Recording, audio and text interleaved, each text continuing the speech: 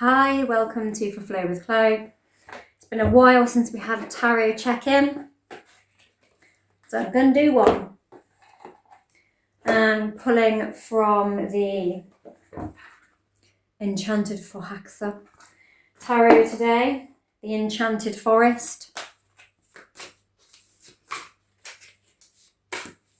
Somebody tidied my house and the Enchanted Forhaxa deck went missing because it got left on the sofa and it didn't get put back into my little wall unit that I keep my tarot cards in. They put it in a pile of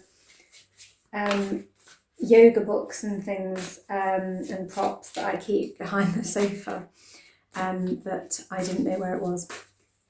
And so it's back. So I thought we'd use it because I found it yesterday. Whew. So the first card we have out is the Two of Earth. So this is like our Two of Pentacles. It's about getting grounded. And look at just like she's got a beautiful butterfly of transformation on one hand and a hummingbird flying in on the other side. It's really bountiful abundance. Like the hummingbird and the butterfly are both after the nectar from these fabulous roses, and they're very well rooted roses, and they are blossoming into something really prosperous and beautiful and quite heartfelt as well. It's interesting as well, you know, that she's got the 8 arms, 6 arms even,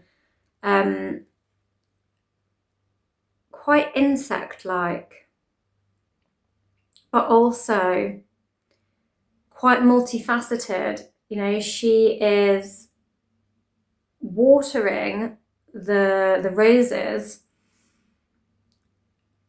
simultaneously to caring for them, whilst inviting in and welcoming in all the creatures that are going to help pollinate them and feed from them. And it's like a giving and receiving of this abundance and prosperity. It's absolutely beautiful. And so there's a lot of security. It's like having so much security that we're able to share it, which is really nice.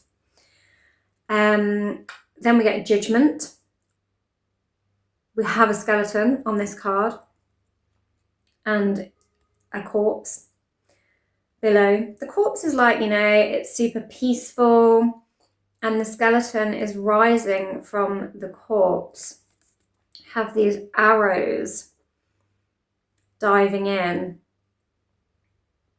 We are currently in a Mercury retrograde that started in Sagittarius and is going to move back and transition back into Scorpio.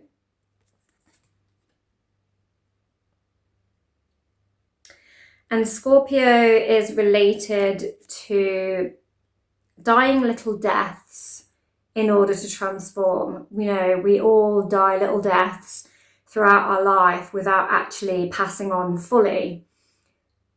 And we are not able to step into new versions of ourselves and transcend without surrendering and making way for these new paths, for these new ascensions,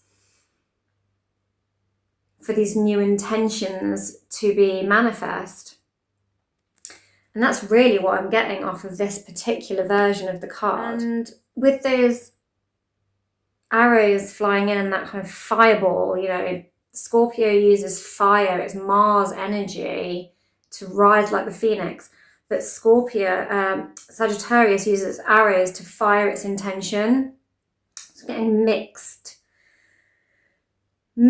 energies of these two signs. We're also about to tip over into Sagittarius, the adventurer sign, on the 22nd of this month. So that also interests me. And often it's about forgiveness, judgment is as well. Forgiving ourselves for where we have maybe unintentionally held ourselves back from our own transcendence, where we have acknowledged that we've followed the wrong path in life, and an acknowledgement and forgiveness of doing that, and an acknowledgement of what it is we need to let go of if we are to make this ascension, no matter how hard it is. And often we have to sacrifice something, we have to surrender something to ascend, and it's not always easy to shed that skin. And, you know, sometimes we have to disappoint others, leave others behind. Roles that we've held before, we might have to let people go, and they might mourn that. And that's hard for us when we still exist, to know that we are putting other people into a state of mourning, frustration, and loss. But we need to forgive ourselves for that if we don't want to stay stuck and trapped in the same path that isn't working for us, which is very Scorpionic, transmuting those things. And it's very Sagittarian, the need to expand. I'm going to do one more from here. This reading is tasty. It's juicy. I like it. It's positive. It's spicy.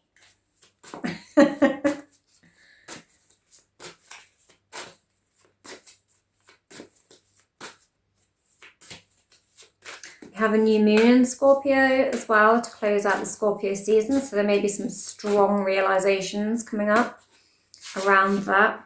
Mercury will have travelled back, as a card dropped, from Sagittarius into Scorpio, and it will be conjunct this new moon. Mercury is the messenger, and so it moved in Sagittarius, expansion, adventure, and it's moved back to Scorpio, the release, the transformation, to conjoin with this new moon to fully deliver the message on what it is you need to let go of, how you need to transform in order to embark upon that adventure and expand your consciousness, expand your being. And we get the Knight of Air, swift. Swift, it's clear, it's clarid, and the Knight is the one who embarks on the adventure.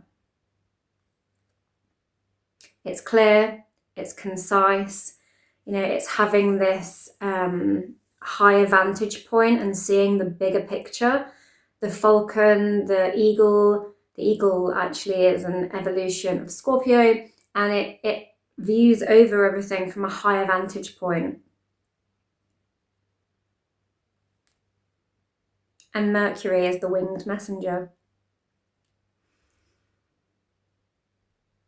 I feel like this is a message of clarity delivered that is inignorable. And air signs, they rule the swords in the minor arcana. It's knowing how to detach and cut away and fly free. Gorgeous. And I'm going to take one from the dragons. Fire. Feel that fire. Because Sagittarius and Scorpio both have real fiery transformational vibes. Expansion through fire. Transformation through fire. Passion. And intention. and determination. We get Earth and Water Dragon. Creates the foundation for new growth. So that's going back to this lovely insect lady maintaining her garden of roses, securing and stabilizing enough growth in order to share and create this cycle of abundance. So let's give you a little look-see at the gorgeous Earth and Water Dragon, yes. We do have a new moon symbol in the background as well, which is interesting. A fresh start is coming with new opportunities. Nurture your ideas and harvest abundance. Literally what I said was going on in this card. She's nurturing her abundance. She's growing her stability in order to multiply it. And this fresh start, this new moon, these unignorable messages coming through Mercury and the moon. Mercury is also, throughout its retrograde, which it stations direct on the 29th of November. Starts to go stations still to go direct. And it will have interactions with 5 other planets, a lot of them major planets. So this is an abnormally big retrograde, and it's delivering some of its messages back to you through that new moon about where your new start, your fresh start, your new beginning is, and how to go about it. And that is a fantastical reading, and I'm going to stop there. Thank you for watching. Thank you to all you returning viewers, as always. Very much appreciated. And if you're a new follower, don't forget to like, share and subscribe. Thank you, and have a wonderful rest of your day. Also, I do have a Scorpio new moon class that I released yesterday or Friday. So go and check that out as well.